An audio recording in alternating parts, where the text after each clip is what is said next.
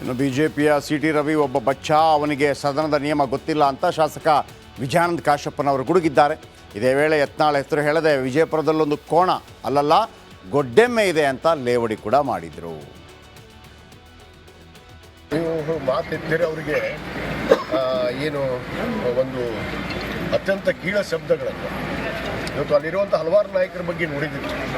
ನಾನು ಹೆಸರುಗೊಂಡು ಹೇಳಕ್ಕೆ ಹೋಗೋದಿಲ್ಲ. ಇಲ್ಲೊಂದು ಬಿಜಾಪುರದ ಒಂದು ಕ್ವಾನ ಐತಿ, ಎಮ್ಮಿ, ಒಡ್ಡೆಮ್ಮಿ, ಈ ರೀತಿ ಇವೆಲ್ಲ ಸಂಸ್ಕೃತಿನೇ ಇಲ್ಲ. ಇವ್ರಿಗೆ ಸಂಸ್ಕಾರ ಇಲ್ಲ, ಸಂಸ್ಕೃತಿನೇ ಇಲ್ಲ. ಆ ಭಾರತೀಯ ಜನತಾ ಪಕ್ಷದಲ್ಲಿ ಯಾರಿಗೂ ಕೂಡ ಇಲ್ಲ. ಅವ್ರು ದೊಡ್ಡ ದೊಡ್ಡ ನಾಯಕರು ಹಿಡ್ಕೊಂಡೇ ಇಲ್ಲ. ಇನ್ನು ಇವರಿನ ಬಚ್ಚಗಳು ಸಿಟಿ ರವಿ ಅಂತವರು, ಅವರು ಒಂದು ಸದನದಲ್ಲಿದ್ದೀವಿ, ಸದನದಲ್ಲಿ ಯಾವ ರೀತಿ ಮಾತಾಡಬೇಕು, ಯಾವ ಶಬ್ದವನ್ನು ಬಳಕೆ ಮಾಡಬೇಕು, ಯಾವುದು ಆ ಸದನದಲ್ಲಿ ಮಾತಾಡಬಾರ್ದು ಅನ್ನೋದು ನಮಗೆ ಗೈಡ್ಲೈನ್ಸ್ ಇದೆ. ಪ್ರತಿಯೊಬ್ಬ ಶಾಸಕರ ನಾವು ಮಂತ್ರಿ ಆದಂಥವ ಈ ರೀತಿ ಒಬ್ಬ ಹೆಣ್ಣುಮಗಳ ಮೇಲೆ ಅಸಹ್ಯವಾಗಿ ಅಶಬ್ದದಿಂದ ಇವತ್ತು ಮಾತಾಡಿದ್ರು. ನಾನು ಖಂಡಿಸ್ತೇನೆ. ಅವ್ರಿಗೆ ಏನು ಹೇಳಿದ್ರು ಅಷ್ಟೇ ಅವರು ಭಾರತೀಯ ಜನತಾ ಪಕ್ಷ. ಇನ್ನು ಬೇಲ್ ಸಿಗ್ತಾ ಇದ್ದ ಹಾಗೆ ದರ್ಶನ್ ಫುಲ್ ರಿಲ್ಯಾಕ್ಸ್ ಮೂಡಿಗೆ ಜಾರಿದ್ದಾರಂತೆ. ಮೈಸೂರಿನ ಫಾರ್ಮ್ ಹೌಸ್ನಲ್ಲಿ ದರ್ಶನ್ ಜಾಲಿ ಮೂಡ್ನಲ್ಲಿದ್ದಾರೆ. ಅದರ ಬಗ್ಗೆ ಒಂದು ರಿಪೋರ್ಟ್ ನಿಮ್ಮ ಮುಂದೆ.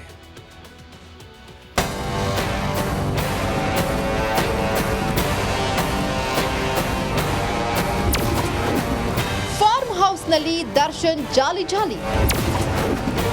ಬಹುದಿನಗಳ ಬಳಿಕ ಅಮ್ಮ ಮಗ ಮುಖಾಮುಖಿ. ರೆಗ್ಯುಲರ್ ಬೇಲ್ ಪಡೆದು ಮನೆಯಲ್ಲಿ ರಿಲ್ಯಾಕ್ಸ್ ಮೂಡ್ನಲ್ಲಿದ್ದ ದರ್ಶನ್ಗೆ ಮೈಸೂರಿಗೆ ಹೋಗಲು ಅನುಮತಿ ಸಿಕ್ಕಿದೆ ತಡ. ಅಮ್ಮನನ್ನ ನೋಡಲು ಮೈಸೂರಿಗೆ ತೆರಳಿದ್ದಾರೆ. ಮೈಸೂರಿನ ಫಾರ್ಮ್ ಹೌಸ್ನಲ್ಲಿ ಧನ್ವೀರ್ ಹಾಗೂ ಸ್ನೇಹಿತರೊಂದಿಗೆ ರಿಲ್ಯಾಕ್ಸ್ ಮೂಡ್ಗೆ ಜಾರಿದ ಕಾಟೇರ ಅಮ್ಮನನ್ನ ಭೇಟಿಯಾಗಿದ್ದಾರೆ.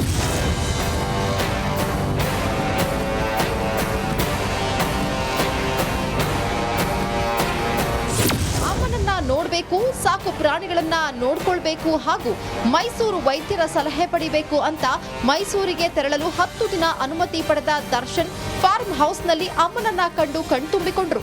ತಾಯಿ ಮಡಿಲಲ್ಲಿ ನೆಮ್ಮದಿಯಾಗಿರೋ ದರ್ಶನ್ಗೆ ಇದೀಗ ಮತ್ತೊಂದು ಬಿಗ್ ಶಾಕ್ ಎದುರಾಗಿದೆ. ರಿಲ್ಯಾಕ್ಸ್ ಮೂಡ್ನಲ್ಲಿರೋ ದರ್ಶನ್ಗೆ ಶಾಕ್. ರೇಣುಕಾಸ್ವಾಮಿ ಕೊಲೆ ಕೇಸ್ನ A2 ದರ್ಶನ್ಗೆ ಶಾಕ್ ಕೊಡಲು ಪೊಲೀಸರು ಸಜ್ಜಾಗಿದ್ದಾರೆ. ದರ್ಶನ್ ರೆಗ್ಯುಲರ್ ಬೇಲ್ ಪ್ರಶ್ನಿಸಿ ಸುಪ್ರೀಂ ಕೋರ್ಟ್ಗೆ ಅರ್ಜಿ ಸಲ್ಲಿಸಲು ಪೊಲೀಸ್ ಇಲಾಖೆ ಮುಂದಾಗಿದೆ. ಜಾಮೀನು ಸಿಕ್ಕ ಮಾತ್ರಕ್ಕೆ ಪ್ರಾಸಿಕ್ಯೂಷನ್ ವೈಫಲ್ಯವಾಗಿಲ್ಲ. ಸುಪ್ರೀಂ ಕೋರ್ಟ್ಗೆ ಮೇಲ್ಮನವಿ ಸಲ್ಲಿಸುತ್ತೇವೆ ಎಂದು ಕಮಿಷನರ್ ಬಿ ದಯಾನಂದ್ ಹೇಳಿದ್ದಾರೆ. ಇದರಲ್ಲಿ ಮುಖ್ಯವಾಗಿರ್ತಕ್ಕಂಥದ್ದು ಈ ರೇಣುಕಾಸ್ವಾಮಿ ಗಾತೆ ಕೊಲೆ ಪ್ರಕರಣ ಏನಿತ್ತು ಅದನ್ನು ನಾವು ಸಂಪೂರ್ಣವಾಗಿ ಸಮಗ್ರವಾಗಿ ತನಿಖೆಯನ್ನು ಮಾಡಿ ನಾವು ನ್ಯಾಯಾಲಯಕ್ಕೆ ಈಗಾಗಲೇ ಅಂತಿಮ ವರದಿಯನ್ನು ಅಂದರೆ ಚಾರ್ಜ್ ಶೀಟನ್ನು ಸಲ್ಲಿಸಿದ್ವಿ. ಅದರ ಇದು ಪ್ರಕರಣದ ಒಂದು ವಿಚಾರಣೆ ಏನಿದೆ ಅದು ಪ್ರಾರಂಭ ಆಗಬೇಕಾಗ್ತದೆ. ಸುಪ್ರೀಂ ಕೋರ್ಟ್ಗೆ ಮೇಲ್ಮನವಿ ಸಲ್ಲಿಕೆಯಾದರೆ ದರ್ಶನ್ ರೆಗ್ಯುಲರ್ ಬೇಲ್ ಕ್ಯಾನ್ಸಲ್ ಆಗುತ್ತಾ ಅನ್ನೋದೇ ಸದ್ಯದ ಕುತೂಹಲ. ವಿನೋದ್ ಜೊತೆ ನಾಗರಾಜ್, ರಿಪಬ್ಲಿಕ್ ಕನ್ನಡ. ಇನ್ನು ಬಿಜೆಪಿಯ ಸಿಟಿ ರವಿ ಒಬ್ಬ ಬಚ್ಚ, ಅವನಿಗೆ ಸದನದ ನಿಯಮ ಗೊತ್ತಿಲ್ಲ ಅಂತ ಶಾಸಕ ವಿಜಯಾನಂದ ಕಾಶಪ್ಪನವರು ಗುಡುಗಿದ್ದಾರೆ. ಇದೇ ವೇಳೆ ಯತ್ನಾಳ್ ಹೆಸರು ಹೇಳದೆ ವಿಜಯಪುರದಲ್ಲೊಂದು ಕೋಣ ಅಲ್ಲಲ್ಲ ಗೊಡ್ಡೆಮ್ಮೆ ಇದೆ ಅಂತ ಲೇವಡಿ ಕೂಡ ಮಾಡಿದರು. ನೀವು ಮಾತೆತ್ತಿದ್ರೆ ಅವರಿಗೆ ಏನು ಒಂದು ಅತ್ಯಂತ ಕೀಳ ಶಬ್ದಗಳನ್ನು ಇವತ್ತು ಅಲ್ಲಿರುವಂಥ ಹಲವಾರು ನಾಯಕರ ಬಗ್ಗೆ ನೋಡಿದ್ದೀವಿ. ನಾನು ಹೆಸರುಗೊಂಡು ಹೇಳಕ್ಕೆ ಹೋಗೋದಿಲ್ಲ. ಇಲ್ಲೊಂದು ಬಿಜಾಪುರದ ಒಂದು ಕ್ವಾನ ಐತಿ, ಎಮ್ಮಿ, ಒಡ್ಡೆಮ್ಮಿ, ಈ ರೀತಿ ಇವೆಲ್ಲ ಸಂಸ್ಕೃತಿನೇ ಇಲ್ಲ. ಇವ್ರಿಗೆ ಸಂಸ್ಕಾರ ಇಲ್ಲ, ಸಂಸ್ಕೃತಿನೇ ಇಲ್ಲ. ಆ ಭಾರತೀಯ ಜನತಾ ಪಕ್ಷದಲ್ಲಿ ಯಾರಿಗೂ ಕೂಡ ಇಲ್ಲ. ಅವ್ರು ದೊಡ್ಡ ದೊಡ್ಡ ನಾಯಕರು ಹಿಡ್ಕೊಂಡೇ ಇಲ್ಲ. ಇನ್ನು ಇವರಿನ ಬಚ್ಚಗಳು ಸಿಟಿ ರವಿ ಅಂತವರು, ಅವರು ಒಂದು ಸದನದಲ್ಲಿದ್ದೀವಿ, ಸದನದಲ್ಲಿ ಯಾವ ರೀತಿ ಮಾತಾಡಬೇಕು, ಯಾವ ಶಬ್ದವನ್ನು ಬಳಕೆ ಮಾಡಬೇಕು, ಯಾವುದು ಆ ಸದನದಲ್ಲಿ ಮಾತಾಡಬಾರ್ದು ಅನ್ನೋದು ನಮಗೆ ಗೈಡ್ಲೈನ್ಸ್ ಇದೆ. ಪ್ರತಿಯೊಬ್ಬ ಶಾಸಕರ ನಾವು ಮಂತ್ರಿ ಆದಂಥವ ಈ ರೀತಿ ಒಬ್ಬ ಹೆಣ್ಣುಮಗಳ ಮೇಲೆ ಅಸಹ್ಯವಾಗಿ ಅಶಬ್ದದಿಂದ ಇವತ್ತು ಮಾತಾಡಿದ್ರು. ನಾನು ಖಂಡಿಸ್ತೇನೆ. ಅವ್ರಿಗೆ ಏನು ಹೇಳಿದ್ರು ಅಷ್ಟೇ ಅವರು ಭಾರತೀಯ ಜನತಾ ಪಕ್ಷ. ಇನ್ನು ಬೇಲ್ ಸಿಗ್ತಾ ಇದ್ದ ಹಾಗೆ ದರ್ಶನ್ ಫುಲ್ ರಿಲ್ಯಾಕ್ಸ್ ಮೂಡಿಗೆ ಜಾರಿದ್ದಾರಂತೆ. ಮೈಸೂರಿನ ಫಾರ್ಮ್ ಹೌಸ್ನಲ್ಲಿ ದರ್ಶನ್ ಜಾಲಿ ಮೂಡ್ನಲ್ಲಿದ್ದಾರೆ. ಅದರ ಬಗ್ಗೆ ಒಂದು ರಿಪೋರ್ಟ್ ನಿಮ್ಮ ಮುಂದೆ.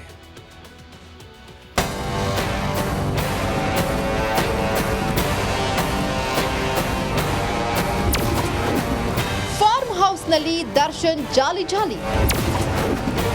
ಬಹುದಿನಗಳ ಬಳಿಕ ಅಮ್ಮ ಮಗ ಮುಖಾಮುಖಿ. ರೆಗ್ಯುಲರ್ ಬೇಲ್ ಪಡೆದು ಮನೆಯಲ್ಲಿ ರಿಲ್ಯಾಕ್ಸ್ ಮೂಡ್ನಲ್ಲಿದ್ದ ದರ್ಶನ್ಗೆ ಮೈಸೂರಿಗೆ ಹೋಗಲು ಅನುಮತಿ ಸಿಕ್ಕಿದೆ ತಡ. ಅಮ್ಮನನ್ನ ನೋಡಲು ಮೈಸೂರಿಗೆ ತೆರಳಿದ್ದಾರೆ. ಮೈಸೂರಿನ ಫಾರ್ಮ್ ಹೌಸ್ನಲ್ಲಿ ಧನ್ವೀರ್ ಹಾಗೂ ಸ್ನೇಹಿತರೊಂದಿಗೆ ರಿಲ್ಯಾಕ್ಸ್ ಮೂಡ್ಗೆ ಜಾರಿದ ಕಾಟೇರ ಅಮ್ಮನನ್ನ ಭೇಟಿಯಾಗಿದ್ದಾರೆ.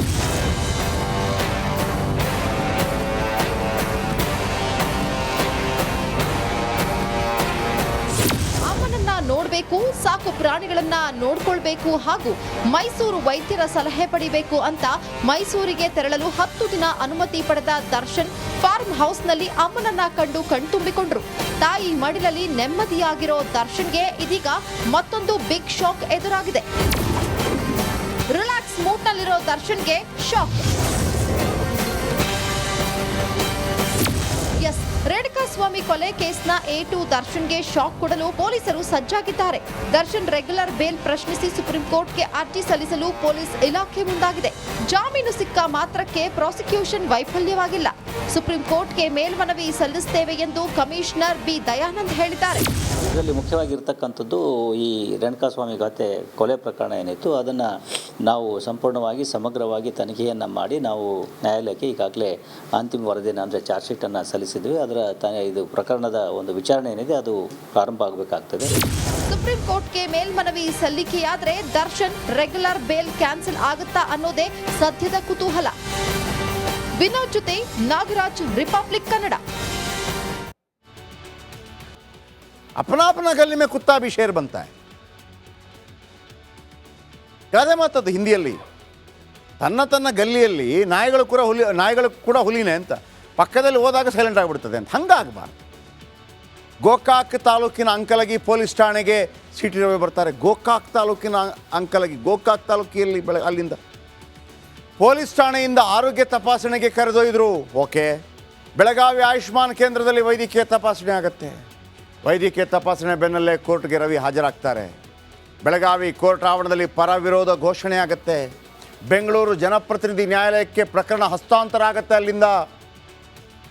ಅಲ್ಲಿಂದ ಗಾಡಿಯಲ್ಲಿ ಕರ್ಕೊಂಡ್ಬರ್ತಾರೆ. ಬೆಳಗಾವಿ, ಹುಬ್ಬಳ್ಳಿ, ಹಾವೇರಿ, ದಾವಣಗೆರೆ ಮಾರ್ಗವಾಗಿ ಶಿಫ್ಟು.